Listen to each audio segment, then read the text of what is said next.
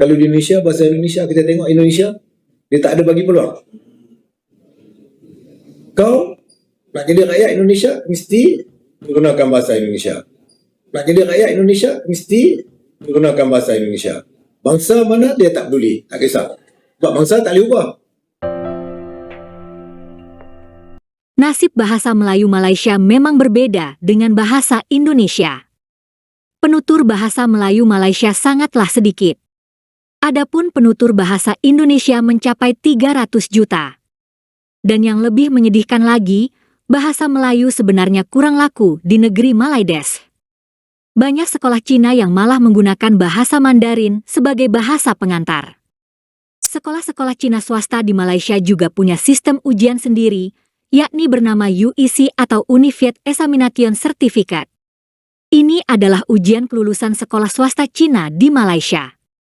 Nah, belakangan pemerintah Malaysia juga memperbolehkan lulusan sekolah swasta Cina tersebut masuk ke perguruan tinggi negeri. Itulah yang bikin kaum Melayu Malaides marah.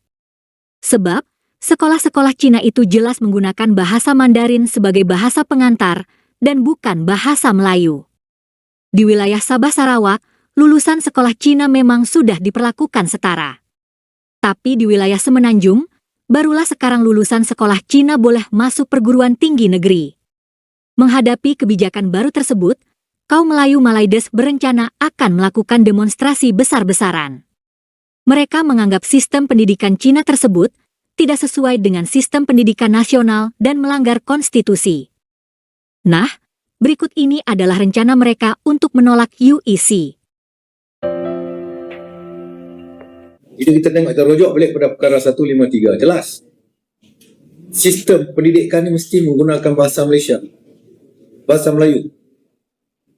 Mana-mana negara pun, kalau kita lihat, bangsa yang dominan akan menggunakan bahasa utamanya adalah bahasa negara tersebut.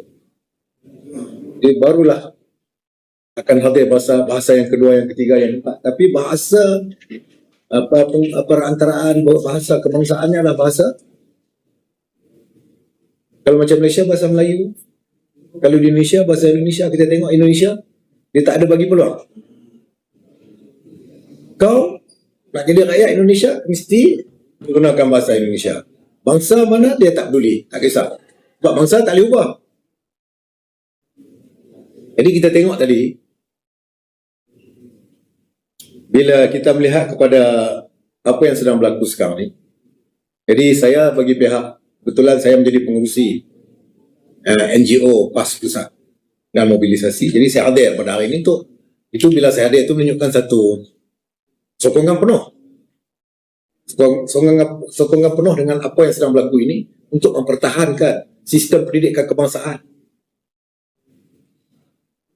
Yang mana sistem pendidik kebangsaan ini diubah berdasarkan daripada perlembagaan. Iaitu yang pertamanya perkara 152, 153. Ini ada kaitan rapat 152 dengan 153 ni. Dan kita teringat kata-kata Profesor Koh Keng Kim. Malay land for the Malay peoples. Saya ulang lagi sekali.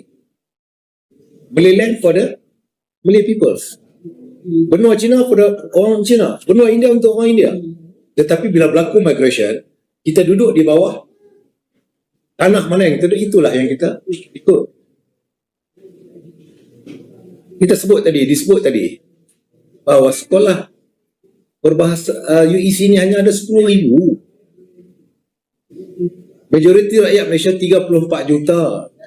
UEC ini nak bawa ke mana sebenarnya? Dengan tujuan kita ada 34 juta rakyat, 22 juta orang Melayu, 7 juta orang Cina dan selebihnya orang India. Apakah minoriti ini nak menentukan hala tuju the Malay land ini? That is question. Di sekarang ni, generasi sekarang ni dah tak ingat lah. Tok nenek mereka lebih setuju dengan apa yang mereka diterima sebagai rakyat Malaysia. Ialah orang Cina dibawa ke tanah Melayu untuk bekerja di Lombok, di Lombok. Orang India dibawa daripada India, benua India untuk bekerja di kebun-kebun getah untuk memakmurkan ekonomi. Jadi bila bersetuju begini, kamu diterima sebagai rakyat Malaysia dan menjadi netizen menjadi nation citizen. Jadi kita bersama-sama membangun. Tapi asasnya pada pembangunan negara ini, orang Melayu yang majoriti di sini kena perlu kita setuju, kena hormat lah. Jadi tak perlulah. Jadi kita nak bawa negara ini, adakah dengan minoriti yang menggunakan bahasa Cina ini, UEC ini untuk menjadikan Malaysia is a Chinese language. Dan kita tengok yang baru ni, kes klinik Seri Rampai. Semua, itu klinik KKM, tak silap saya, menggunakan bahasa Cina. Ini satu perkara yang saya terus terang lah, saya tak boleh terima benda ni. Kami memutuskan pada hari ini bahawa satu perhimpunan rakyat berskala besar untuk menggerakkan protes secara aman melalui himpunan rakyat dalam masa terdekat. Tarikh, waktu dan lokasi perhimpunan sedang diperincikan dan akan diumumkan dalam satu sidang media yang akan datang. Kami juga membuat keputusan menyeru seluruh parti-parti politik Melayu untuk bersama-sama menyatakan pendirian dan sikap yang tegas terhadap isu ini. Dan kita akan jemput mereka menyertai himpunan ini dan juga memberikan peluang untuk mereka bercakap dan menyatakan pendirian berkaitan UEC. Kita juga mendesak kepada tokoh-tokoh akademik, pakar-pakar ahli akademik, ahli-ahli bahasa, kesatuan bahasa dan sebagainya untuk menyatakan sikap dan pendirian mereka, dan juga kita jemput hadir dalam himpunan yang akan kita adakan nanti. Apabila ada beberapa keputusan yang kerajaan buat mengguris hati rakyat Malaysia, terutama berkenaan dengan UEC. Kita tak nak iktiraf UEC. Dan apabila ada menteri yang berkata untuk memberikan peluang, memberikan laluan. Laluan apa? Kalau perkara yang nak diberikan tu adalah perkara yang melanggar 3 akta.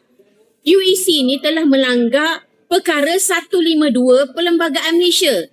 UEC juga telah melanggar Akta Bahasa Kebangsaan 1963-67. UEC juga melanggar Akta Pendidikan 550-1996. 3 perkara yang dilanggar. Tetapi Kementerian Kerajaan hari ini nak memberikan laluan. Apa kejadah laluan yang diberikan kepada UEC ni? 50 tahun kita usahakan untuk tolak UEC. Sebab apa? UEC ni adalah kepentingan yang di luar ruang rangkup perlembagaan negara. Apabila perkara-perkara yang melanggar akta perlembagaan, kita kena tentang. Kerana itu melibatkan undang-undang negara. Sepatutnya kerajaan mengambil tindakan kepada orang yang melanggar akta perlembagaan, tetapi bukan memberikan laluan kepada mereka-mereka yang melanggar akta perlembagaan. Dan ini merupakan satu amaran kepada rakyat bahawa kerajaan ini kerajaan tak betul. Kerajaan ini rakyat kena betulkan. Kalau nak nunggu pilihan raya nanti lambat lagi nak betulkan, kita betulkan sekarang. Dan insya-Allah kita akan buat himpunan besar-besaran sedikit masa lagi, dan saya menyeru kepada semua rakyat, sekiranya anda tidak bersetuju dengan apa yang berlaku hari ini, terutama berkenaan dengan UEC, kita himpun ramai-ramai, kita bantah ramai-ramai. Pastikan kepentingan rakyat diutamakan demi agama, bangsa dan negara. Begitulah rencana kaum Melayu Malaides menolak lulusan sekolah Cina. Terima kasih sudah menonton sajian kami. Sampai jumpa lagi.